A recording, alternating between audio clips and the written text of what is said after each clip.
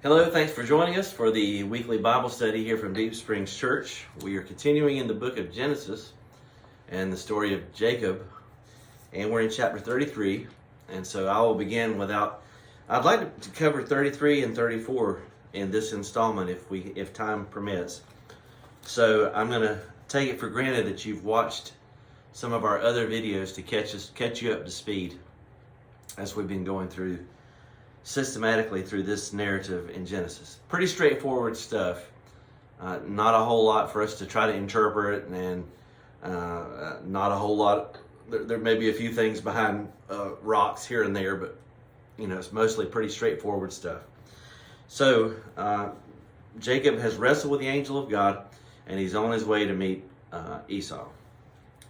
Chapter 33, verse 1 of Genesis. Jacob lifted up his eyes and looked, and behold, that's a common Hebrew expression in the Old Testament. Esau came, and with him 400 men. And he divided the children unto Leah and unto Rachel and unto the two handmaids. So here we see the divisions, if you remember. He's got the two wives, Leah and Rachel, and then both of them had maids, and Jacob has children by them also. Now we get to verse 2, and it would be comical, I guess, if not so sad. And it says, he put the handmaids and their children foremost. He's got 11 sons at this point, one daughter, Dinah. And so he's put the sons of the handmaids in the front caravan. And Leah and her children are in the next one, it says, after that. And then Rachel and Joseph in the hindermost, or in other words, they're in the very back. They're bringing up the rear.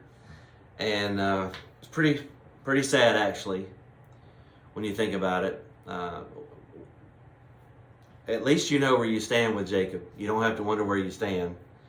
But Rachel and who's his favorite wife, and then their son Joseph are in the place of preeminence here. And you wonder if that did not further fuel the animosity between Joseph and his brothers, or their animosity toward him, as we'll see in the subsequent chapters. Verse 3, and he passed over before them. So I guess if there is if there is something good out of this, at least Jacob is willing to go before all of them. He passed over before them, and he bowed himself to the ground 7 times until he came near to his brother. So even though he's wrestled with God and he's got a new name, we still see Jacob still seems like he's kind of working in the flesh here. Commentators are divided. Some take a very negative view of Jacob's actions in this chapter. Warren Wiersbe is one. He sees almost no redeeming quality in anything that Jacob did in this chapter. I think that may be a little harsh. Others, like Arnold Fruchtenbaum, see nothing wrong with anything that Jacob did, but he tends to be very, very pro Jacob in all of his writings. Others are divided. We know that that by virtue of the birthright from God himself in the first place, and then Isaac has bestowed upon Jacob the blessing, that Jacob has the right of being lord over his brother Esau. So maybe if we err on the side of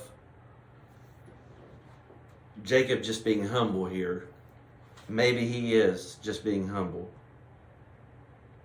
And remember, even though God has spoken to him, and even though he's wrestled with the angel, Jacob was deathly afraid of Esau.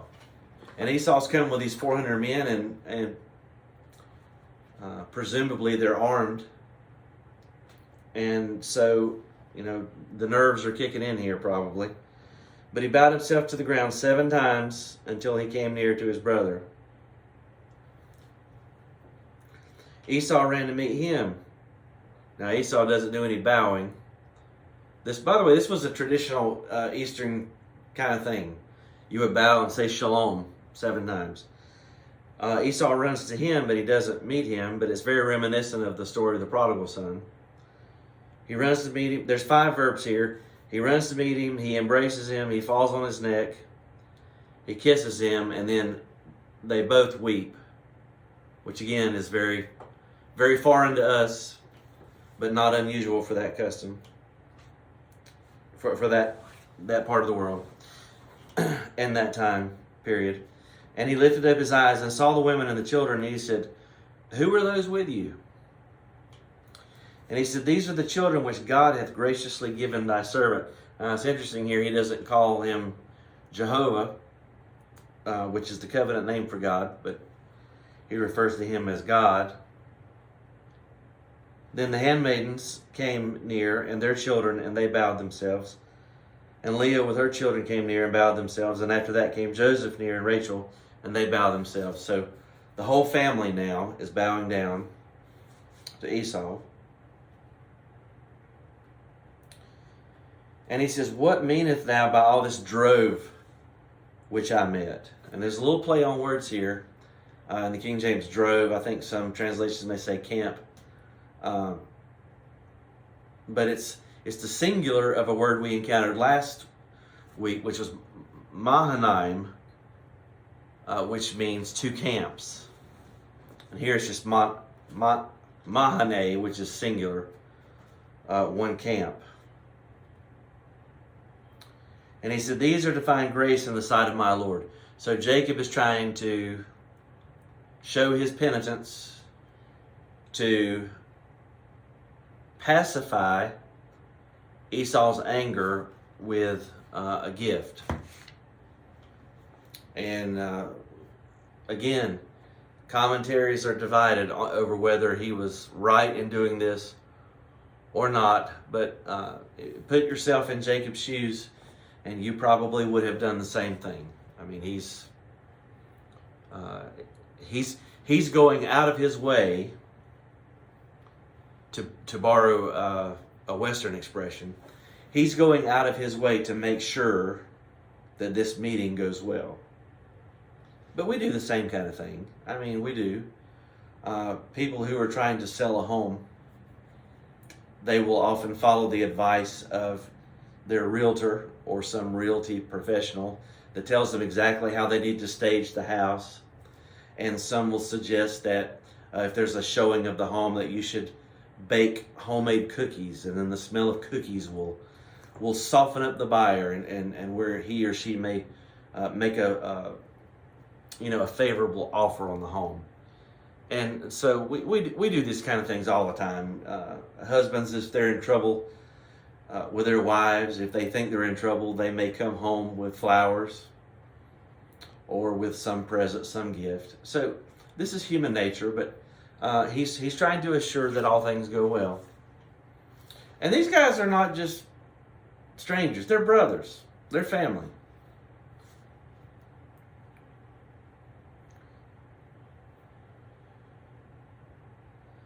Verse 9, Esau said, "I have enough, my brother. Keep that which you have unto yourself." So at first, he's not willing to accept the gift. So Jacob's going to press the issue. Jacob said, "Nay, I pray thee, if I have now found grace in thy sight, then receive my present at my hand. For therefore I have seen thy face, as though I had seen the face of God, and thou wast pleased with me." It's interesting, Jacob doesn't relay anything about that encounter that we talked about last time at Peniel, or Peniel, or Penuel, where he's face to face with God. He doesn't recount any of those details, but he does see in this meeting with Esau that there is a corollary, that there is a correlation with him wrestling with God and him face to face with God. Now he's face to face with his brother. And he says, "And you were pleased with me." So in verse 11, he says, "Take, I pray thee, my blessing that is brought to thee, because God hath dealt graciously with me."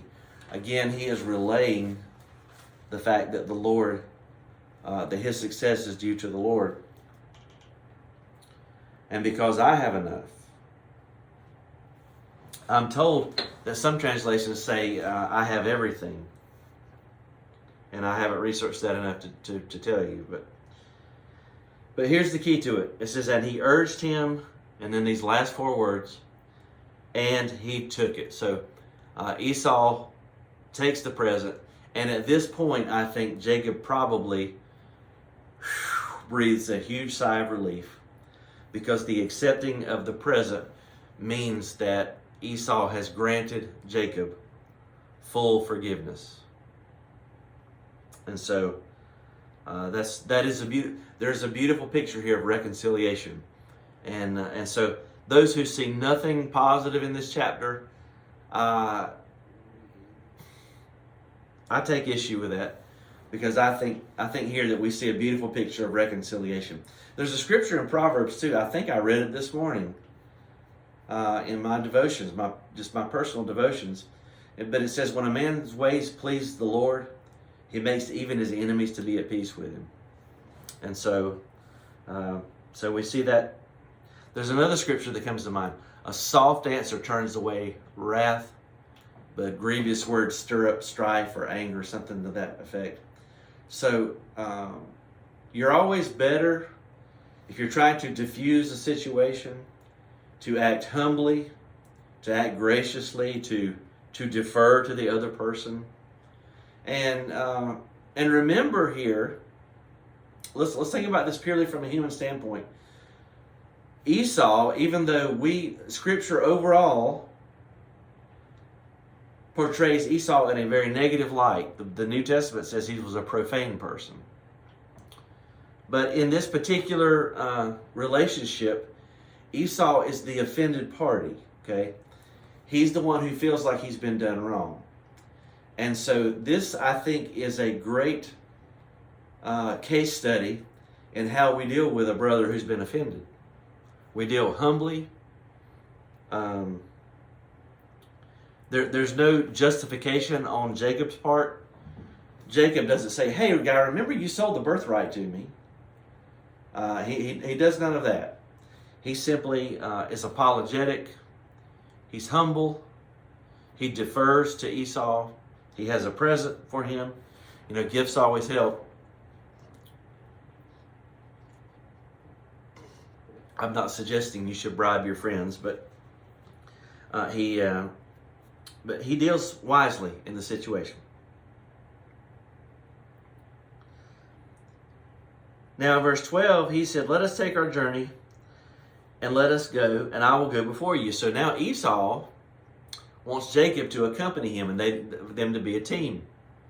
The band's back together again, kind of thing.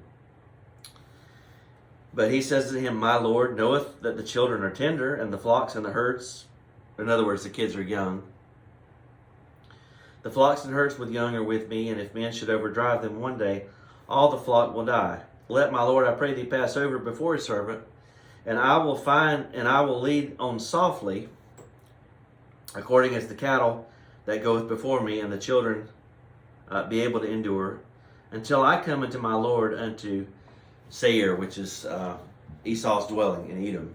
Now, whether or not Jacob actually intended to go to Seir is debatable. Some believe that Jacob was deliberately being deceitful here, that he had no intention of going there, that he simply told Esau that to pacify him.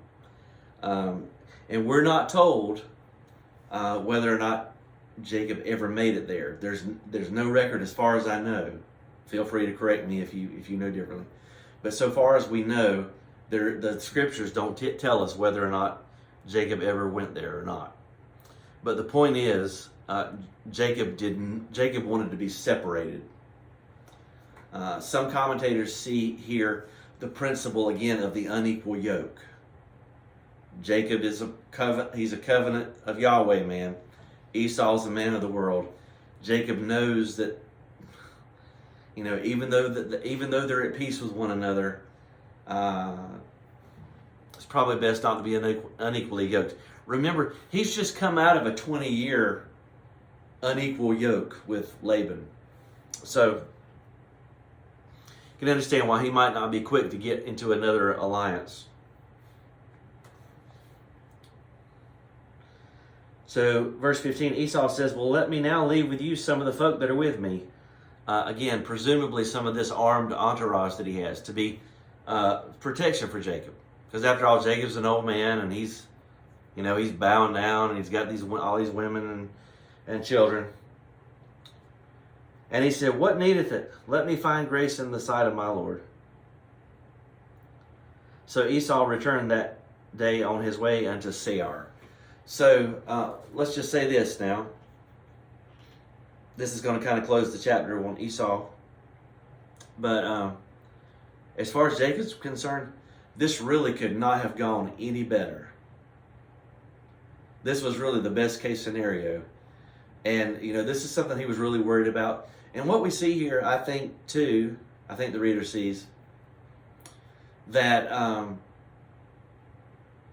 that most of the things that we're so worried about, they're not going to come to pass. And that the things that we are afraid about, God can cause it to work out. And most of the time it does work out. And so, and also the future Israelites, I think they will read this, and there's some friction between Edom. Remember, the Edomites were not nice to the Israelites, and so maybe this would soften the disposition of the Israelites toward the Edomites. So Esau goes his way back to his home.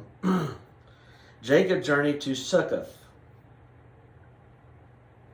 Now, if you remember our study of the feast of the Lord, you know that the Feast of Tabernacles is Sukkot, or Sukkot, Feast of Booths or Tabernacles.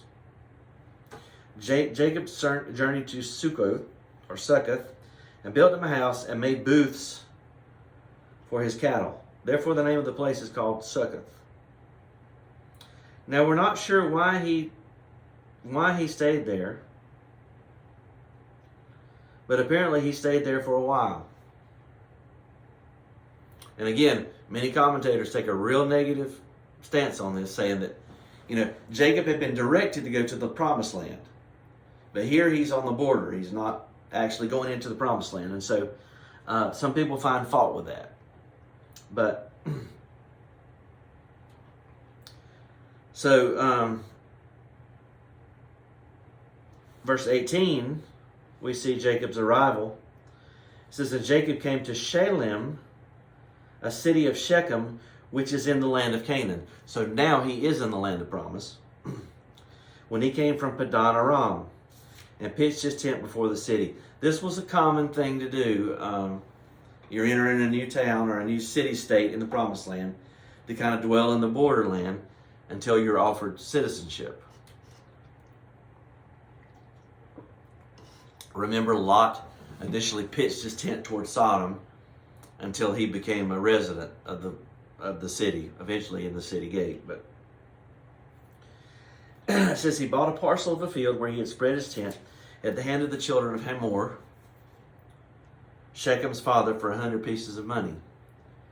And he erected there an altar and called it El Elohe Israel, which means God is God of Israel, basically.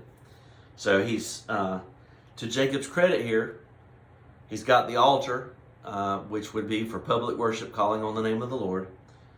And he has now adopted the new name.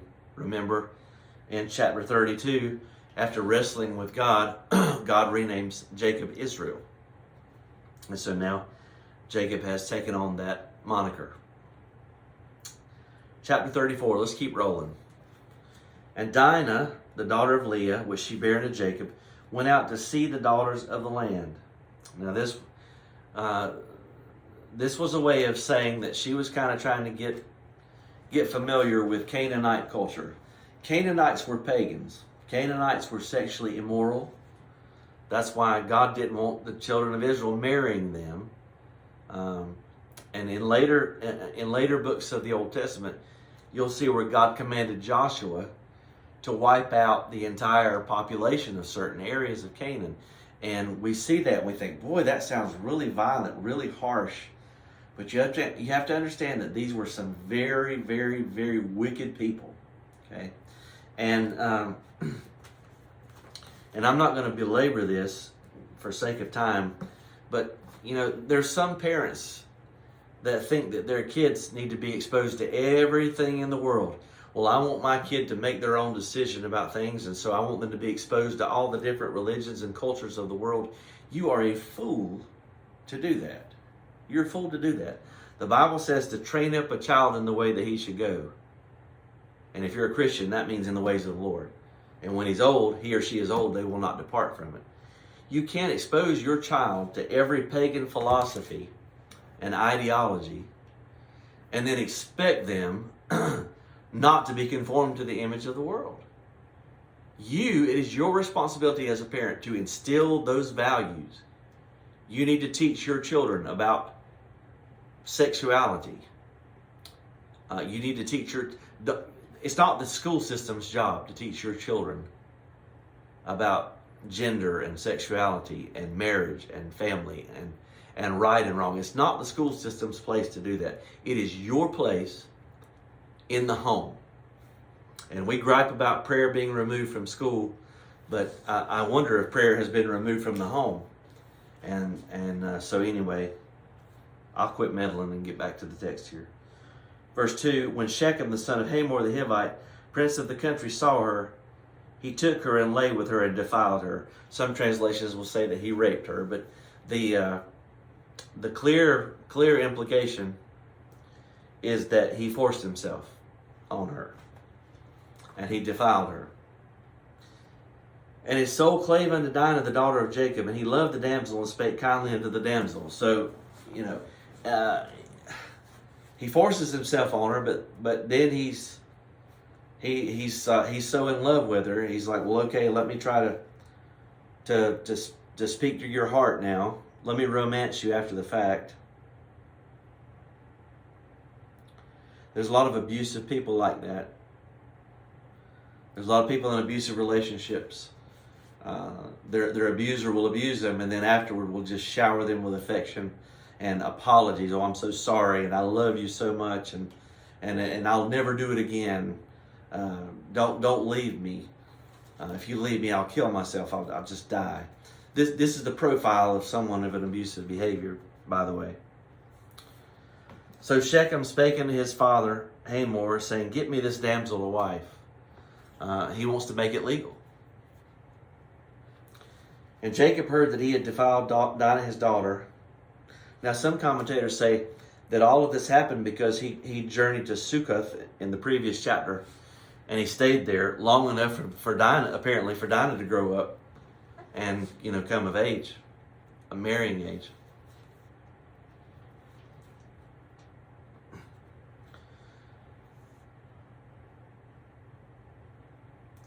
Now his sons were with his cattle in the field, and Jacob held his peace until they were come. Don't be too hard on Jacob here. Jacob's an old man, and there's not a whole lot he can do without the help of his sons. So I think that's why he waited. And Hamor, the father of Shechem, went out unto Jacob to commune with him. And the sons of Jacob came out of the field when they heard it, and the men were grieved. And they were very wroth because he had wrought folly in Israel. I think this is the first introduction of the word folly, but it has to do with causing confusion in the family of Israel.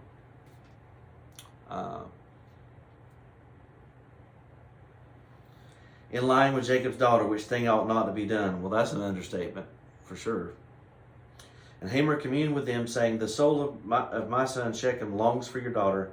I pray you give him her to wife.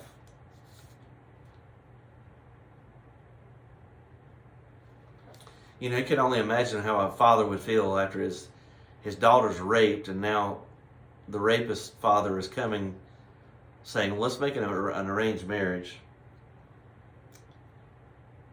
Verse 9, make ye marriages with us, and give your daughters unto us, and take our daughters unto you. Wow.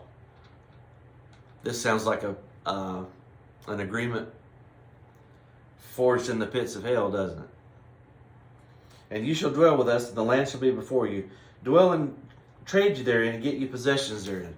So what they're offering Jacob and the sons of Israel, basically, is citizenship. That's what they're offering.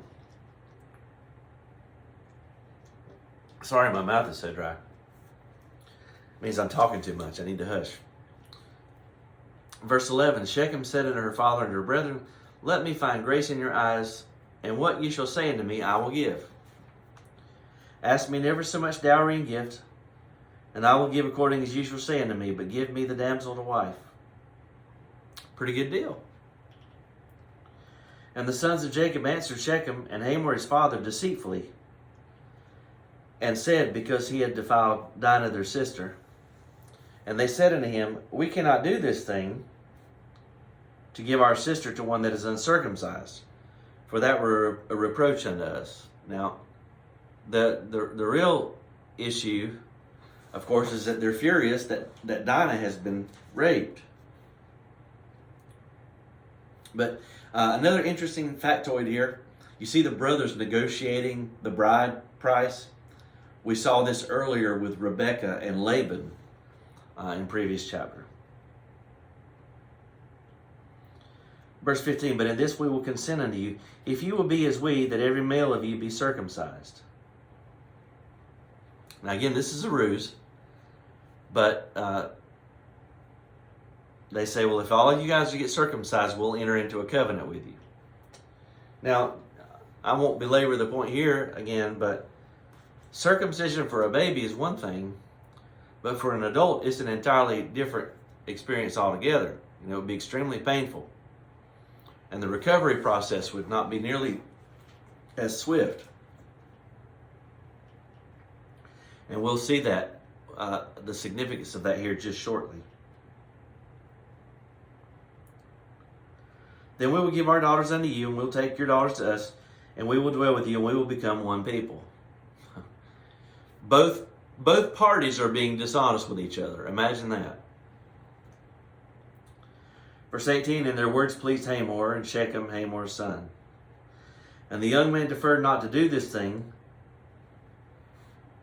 because he had delighted in Jacob's daughter, and he was more honorable than all of the house of his father. So, doesn't mean that he was a great guy, as we've already seen as a rapist, but he intends to live up to the agreement. And Hamor and Shechem, his son, came into the gate of their city and communed with the men of their city. So again, we see negotiations taking place in the city gate. Very reminiscent of Lot in Sodom, Boaz and Ruth. Of course, the narratives are completely different there, so we're not to draw any comparison with these stories here, but we see transaction taking place in the gate of the city. Now notice verse 21, the men are peaceable with us, therefore let them dwell in the land and trade therein, for the land, behold, is large enough for them. Let us take their daughters for us to wives, and let us give them our daughters. Only herein will the men consent on us for to dwell with us, to be one people, if every male among us be circumcised as they be circumcised. So now they're discussing the terms of the agreement. Now, you get to verse 23 and you see they have an agenda, which they did not disclose prior. They said, shall not their cattle and their substance and every beast of theirs be ours? So the real agenda here was they wanted Jacob's stuff.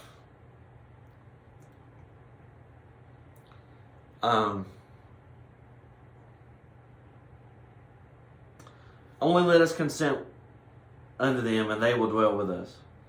And unto Hamor and unto Shechem his son hearkened all that went out of the gate of his city. Quite a sales pitch. And every male was circumcised, all that went out of the gate of his city. Can you imagine? And it came to pass on the third day. Now again, we see the eating of the third day throughout the scriptures. It says, when they were sore, So, again, circumcision for an adult male, not a small endeavor, painful. The recovery process would take a while. And at this point, they are in a compromised state. Two of the sons of Jacob, we're in verse 25, Simeon and Levi. Now remember, they are Leah's biological sons, just like Dinah is their biological daughter. Is her biological daughter. So here, that's why you got Simeon and Levi. These are blood relatives here. Took each man his sword and came upon the city boldly and slew all the males. Wow. That's pretty impressive, even if it's not right. I don't mean to be impressed in a godly sense, but it's a pretty impressive display of strength here by these two. But they're committing murder, and they slew Hamor and Shechem his son with the edge of the sword. So again, we see, I will bless those that bless you. I will curse those that curse you. Dinah's raped. But as a daughter of Jacob, as a daughter of Abraham, all of the males there are going to die because of that act. And took Dinah out of Shechem's house and went out. The sons of Jacob came upon the slain and spoiled the city because they had defiled their sister. They took their sheep and their oxen and their asses and that which was in the city and that which was in the field, and all their wealth and all their little ones. And their wives took they captive and spoiled even all that was in the house. So to say that Simeon and Levi took matters into their own hands would be a gross understatement. What they did was an extreme display of violence and cruelty. Now we get to Jacob's response at the end of the chapter. And Jacob said to Simeon and Levi, "You have troubled me to make me to stink among the inhabitants of the land, among the Canaanites and the Perizzites." Well, what about the fact that your two boys just committed a slaughter? What about murder? But he doesn't seem too worried about that, does he? He's worried about his reputation. He's like, I'm poised to become an important person in this community. Now you're going to ruin my reputation. And then he's concerned about his security. He says, "I being few in number, they shall gather themselves together against me and shall slay me. And I shall be destroyed, I and my house." So, last time in our study, Jacob wrestles with the angel and prevails. He gets a new name. That's kind of Jacob's zenith, his high moment. This sounds like old Jacob here, doesn't it? He's not concerned about the ethics of everything. He's concerned about the optics. How does it look? How does it smell? How is it going to affect me? And then the boys said in verse 31, and we'll close the chapter, and they said, "Should he deal with our sister as with a harlot?" So, by doing things the way that they did, trying to negotiate after he had raped Dinah, he basically was treating her like a prostitute. And so, Levi and Simeon were indignant because of the way that their sister was treated. But man, what a sordid tale! Lot to digest in those two chapters, but nevertheless, they're all part of that story, all part of Isaac's legacy. Actually, we're going to close the generation of Isaac here shortly. But anyway, thank you for joining us for our study today. I'm not going to leave you with a bunch of application questions. Most of this is pretty self-explanatory, but it does give us the history of the patriarchs and and the nation of Israel in its infant stages. Thank you for joining us. I hope to see you in person at Deep Springs Baptist Church. Until next time, I bid you shalom.